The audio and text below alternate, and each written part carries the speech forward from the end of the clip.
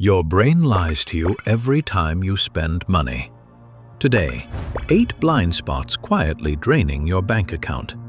Loss aversion, sunk cost, anchoring, confirmation bias, herd mentality, overconfidence, recency bias, mental accounting.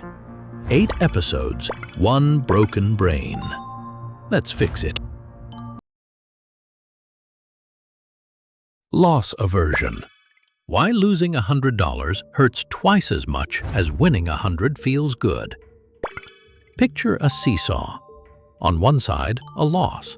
On the other, an equal gain. If your brain weighed them fairly, it would sit level. It doesn't.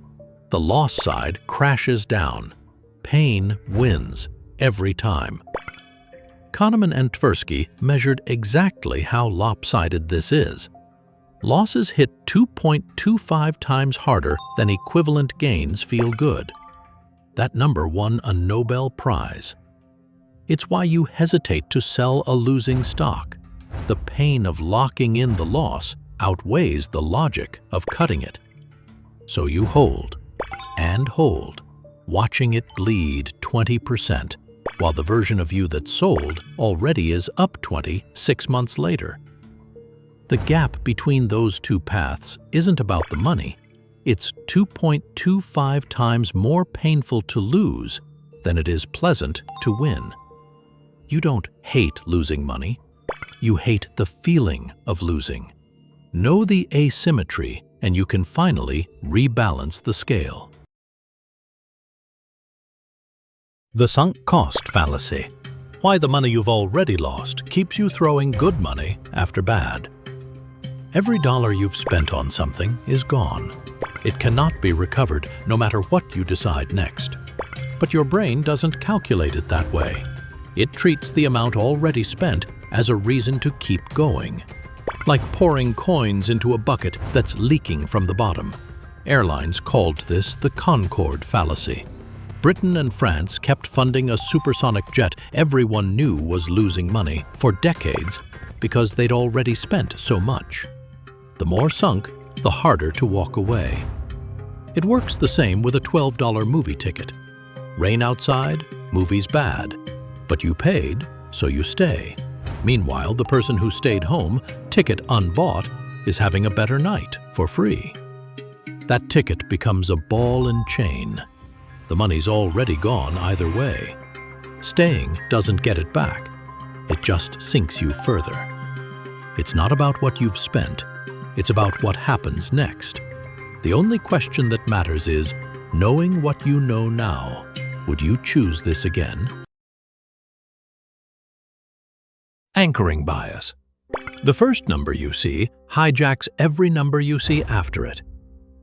In the 1970s, Kahneman and Tversky spun a wheel rigged to land on either 10 or 65. Then they asked people, what percentage of African countries are in the United Nations? The wheel had nothing to do with the answer, but the group that saw 10 guessed low.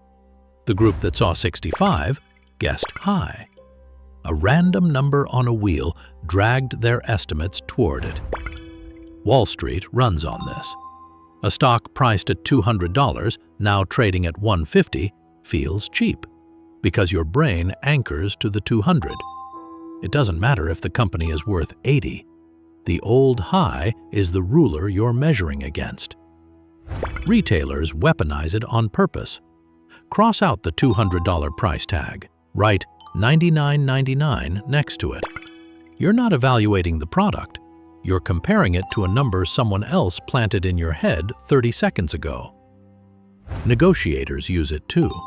Whoever names the first number sets the anchor. The entire conversation drifts around, even when both sides know the number was arbitrary. The fix isn't willpower, it's structure.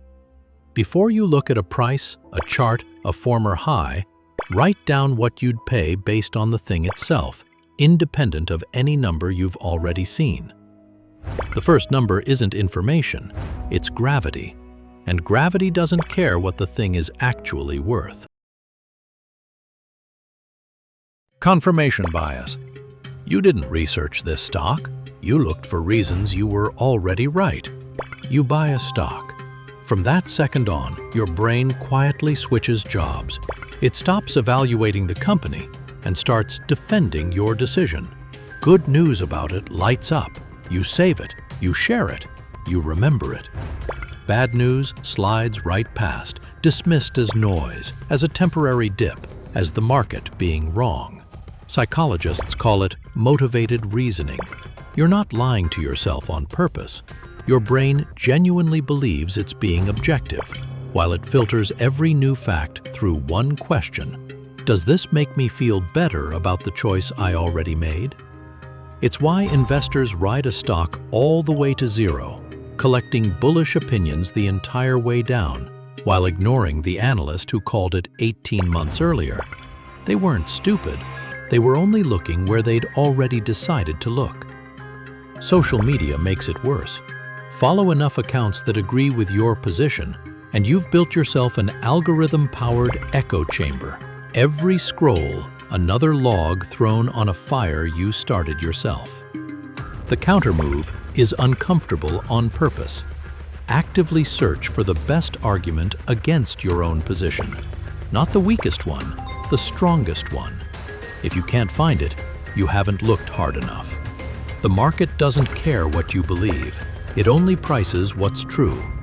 Confirmation bias is the tax you pay for preferring comfort over accuracy. Herd mentality. 10,000 years of survival instinct aimed straight at your portfolio. For most of human history, following the group kept you alive. If everyone in the tribe suddenly ran, you ran too. You didn't stop to verify the tiger. The instinct that kept our ancestors breathing is the exact same instinct that makes you buy a stock, because everyone online is buying it. Watch it happen in real time. A price starts climbing. It shows up on your feed, then your group chat, then the news. Nobody wants to be the one left out.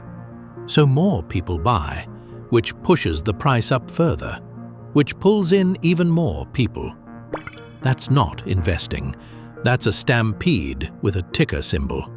Tulip mania in 1637. .com stocks in 1999.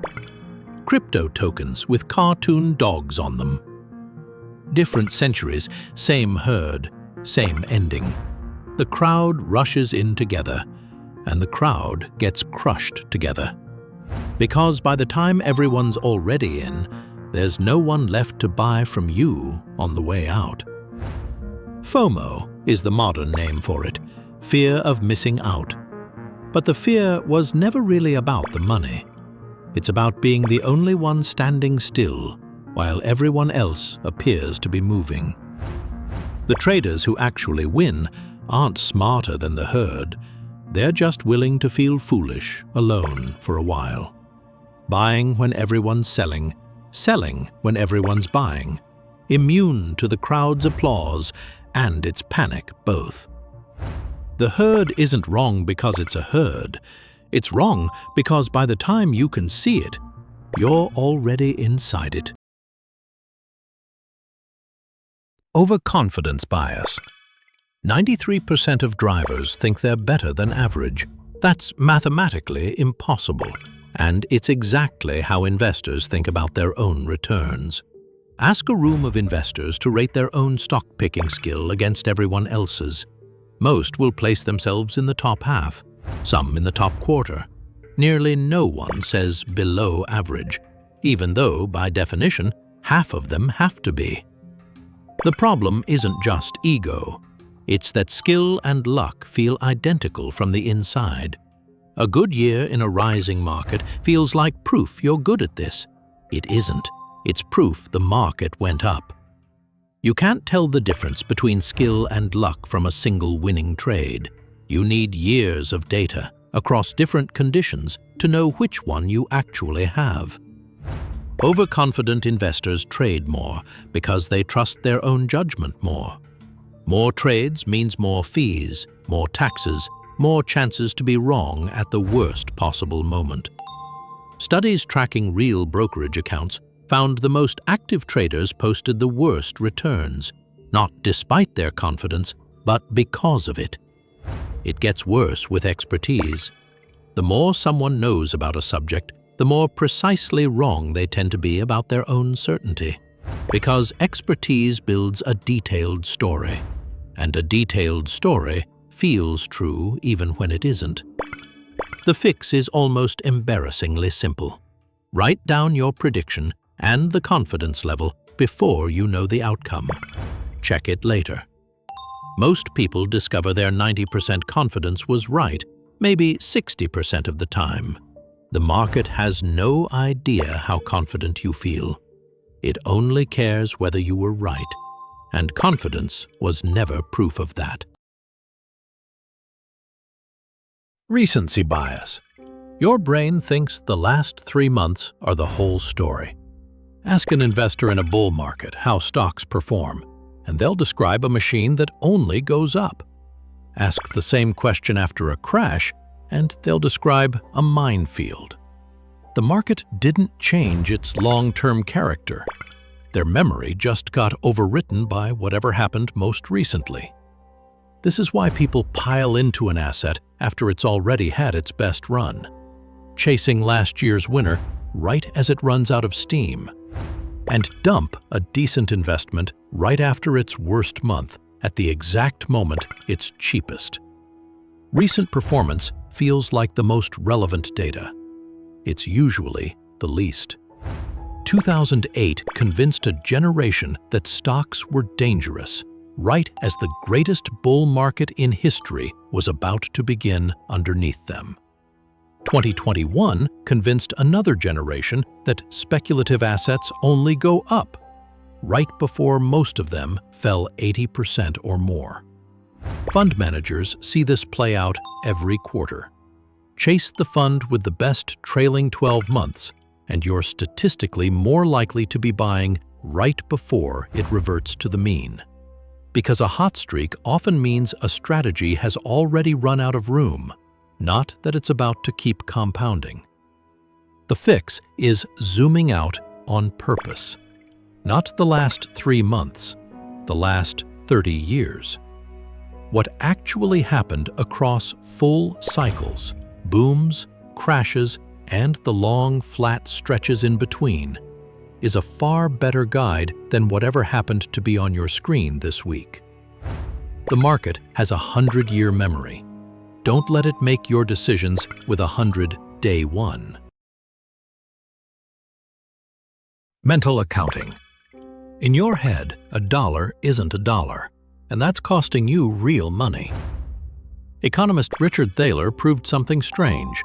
People treat money differently depending on which imaginary bucket it came from, even though cash has no memory of where it's been. $1 earned from your salary feels serious. You save it, budget it, protect it. $1 won at a casino or refunded on a tax return feels like found money, easier to blow because it never felt fully yours. Watch it happen with a bonus. The same person who'd never touched their retirement savings will drop an entire year-end bonus on something impulsive within a week. Same bank account, same buying power, treated like a completely different substance. It gets worse with debt. People keep money sitting in a low-interest savings account while carrying a balance on a high-interest credit card, losing money on the spread every single month, because savings and debt live in separate mental boxes that never talk to each other. Casinos exploit this on purpose. Chips don't feel like money. Winnings get set aside as house money, bet more freely, lost more easily, because it was never coded as real in the first place.